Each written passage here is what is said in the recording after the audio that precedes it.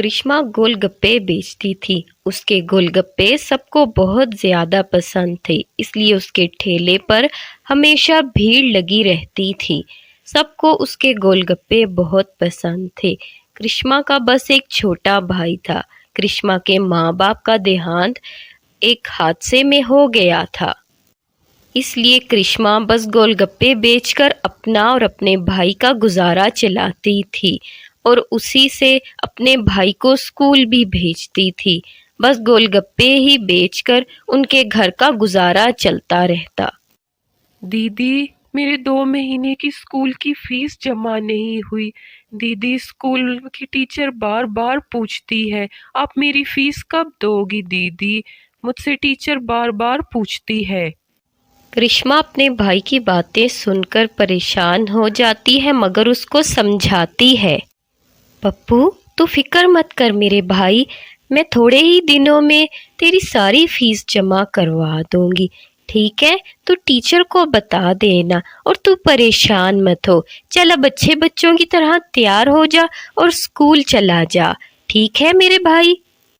फिर करिश्मा पप्पू को समझाकर स्कूल के लिए तैयार करती है और उसे स्कूल भेज देती है। लेकिन करिश्मा को खुद भी उसकी फीस की फिक्र होती है।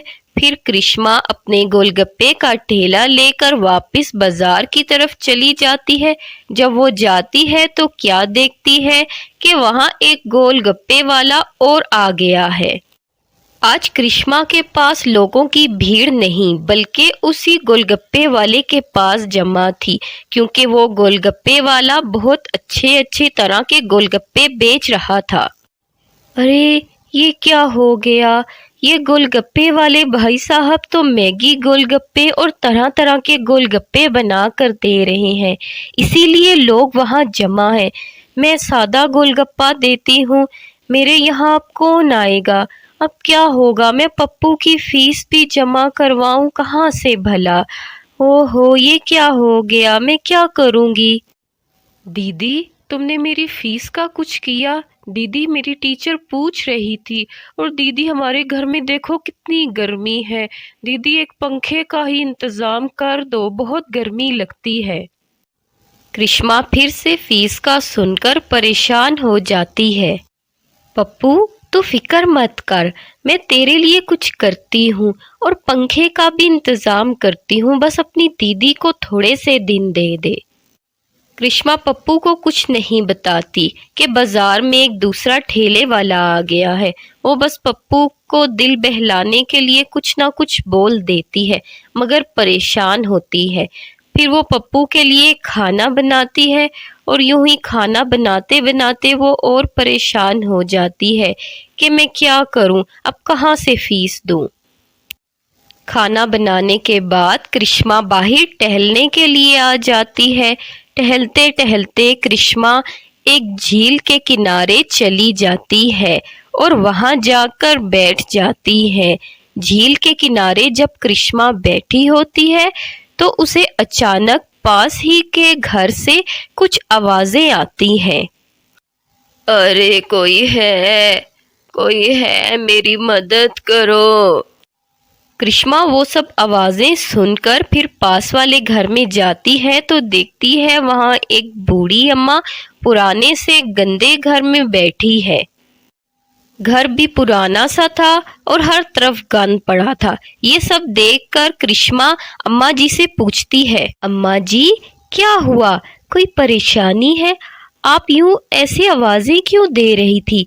मैं पास ही झील के पास बैठी थी तो आपकी आवाज सुनकर यहाँ आ गई। अरे बेटी, देखो ना मेरे घर में कितना गंद पड़ा है। मैं बूढ़ी हो गई हूँ, मुझसे अब ये समेटा नहीं जाता और ना मैंने कुछ खाया है। बेटी, मुझे कुछ खाना खिला दो। अम्मा जी, आप परेशान मत होइए, मैं हूं ना, मैं सारा काम भी कर दूंगी, आपका घर बिल्कुल साफ कर दूंगी और आपके लिए अच्छा सा खाना बनाती हूँ। पहले मैं घर को साफ कर देती हूँ। फिर करिश्मा अम्मा जी के सारे घर को पहले अच्छी तरह साफ करती है, सारा गंद समेट कर साइड पर करती है। साफ सुथरा घर करके फिर वो अम्मा जी के लिए अच्छे अच्छे खाने बना देती है। अम्मा जी ये सब देखकर बहुत खुश होती हैं। फिर करिश्मा अच्छा सा खाना बनाकर अम्मा जी को ला के दे देती है। करिश्मा की इतनी खिदमत करने से अम्मा जी बहुत खुश होती हैं और बहुत अच्छा खाना देखकर उन्हें बहुत अच्छा लगता है। अरे बेटी, तुम्हारा बहुत बहुत शुक्रिया बेटी। कितने दिनों बाद मेरा घर साफ हुआ है और किसी ने मुझे इतना अच्छा खाना बना के दिया। तुम्हारा बहुत बहुत शुक्रिया बेटी। आओ तुम भी खाओ मेरे साथ खाना। अम्मा जी, शुक्रिया कैसा, ये तो मेरा फर्ज था। कोई बात नहीं अम्मा जी, चलिए आप खाना खाइए। घर पे मेरा एक भाई है छोटा सा, वो मेरा इंतजार कर रहा होगा काफी देर से। मैं अब चलती हूँ। करिश्मा एक बहुत अच्छी लड़की थी, इसलिए वो हर किसी की मदद करती थी। उसने बूढ़ी अम्मा की भी बिना किसी गर्ज के मदद की और फिर अपने घर को वापस चली गई। जब करिश्मा जाती है तो थोड़ी ही देर बाद वो बूढ़ी अम्मा एक परी में तब्दील हो जाती है। अरे करिश्मा, मैं तो एक परी हूँ, तुम्हें पता ही नहीं था। मैं जानती हूँ तुम्हारी क्या परेशानी है। तुम फिक्र मत करो, आज रात को मैं तुम्हारे घर आऊंगी, फिर देखना तुम्हारे सारे मसले हल हो जाएंगे। बस मैं तो तुम्हारा इम्तिहान ले रही थी। तुम बहुत अच्छी हो करिश्मा। Thank you. दीदी, तुम कहाँ थी इतनी देर से? आज से पहले तो तुमने कभी इतनी देर नहीं की। कहाँ चली गई थी दीदी? मैं कब से अकेला बैठा हूँ। करिश्मा जब घर आती है तो वो पप्पू को कुछ भी नहीं बताती है। अरे पप्पू, तू छोड़ इन बातों को, चल मैं तेरे लिए खाना पकाती हूँ। फिर दोनों बहन भाई खाना खा के सो जाते हैं। करिश्मा पप्पू के साथ थोड़ी देर बैठकर बातें करती है। करिश्मा और पप्पू अक्सर ऐसे ही यूं ही बैठकर दोनों बहन भाई बातें किया करते थे। फिर बातें करने के बाद दोनों खाना खा लेते हैं। थोड़ी देर में रात हो जाती है। फिर रात को खाना खाने के बाद दोनों बहन भाई सो जाते हैं। दोनों बहन भाई अपने घर में सोए हुए होते हैं, लेकिन उन्हें मालूम नहीं होता कि थोड़ी ही देर में वही परी उनके घर आती है। परी उन दोनों बहन भाइयों को ऐसे अकेला देखकर दुखी हो जाती है। करिश्मा, मैं जानती हूँ कि तुम परेशान हो, फिक्र मत करो। मैं तुम्हारे लिए यहाँ एक जादुई गोलगप्पा छोड़ कर जा रही हूँ। तुम इससे जो भी मांगोगी वो तुम्हें दे देगा। फिर परी अपनी जादुई छड़ी से एक बड़ा सा गोलगप्पा करिश्मा के घर में छोड़ देती है और वहां से चली जाती है। ये जादुई गोलगप्पा था। फिर परी चली जाती है। इतनी देर में सुबह हो जाती है। सुबह जब होती है तो दोनों बहन भाई उठ जाते हैं और उठकर जब वो उस गोलगप्पे को देखते हैं तो हैरान हो जाते हैं कि इतना बड़ा गोलगप्पा आखिर कहाँ से आया। अरे दीदी, इतना बड़ा गोलगप्पा कहाँ से आया? करिश्मा भी उस गोलगप्पे को देखकर हैरान थी। अरे नहीं पप्पू, इतना बड़ा गोलगप्पा मैंने तो कभी नहीं बनाया और मैं तो सो रही थी। आखिर ये गोलगप्पा कहाँ से आया?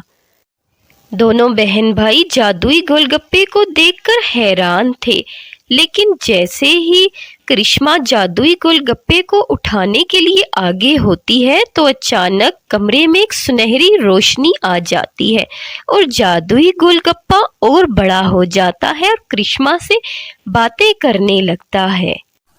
करिश्मा, मैं एक जादुई गोलगप्पा हूँ।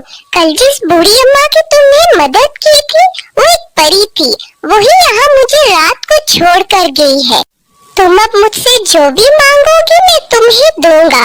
और हाँ, मुझे हमेशा अपने ठेले में रखना। देखना फिर तुम्हारे गोलगप्पे का ठेला बहुत अच्छा चलेगा।